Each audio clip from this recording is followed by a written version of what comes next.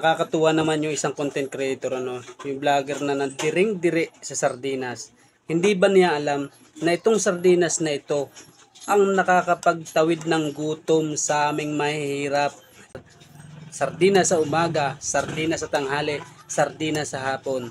Nakakasurvive kami, pero hindi namin ito pinandidirian dahil ito ay nakakapag-survive at nakakaalis ng gutom. Ayan o, dati wala pang ganito. Talagang bubutasin mo ang sardinas. At yan o di ba? Dire-dire si hindi ko nababanggit yung pangalan mo. Ang sarap. Masarap ang sardinas.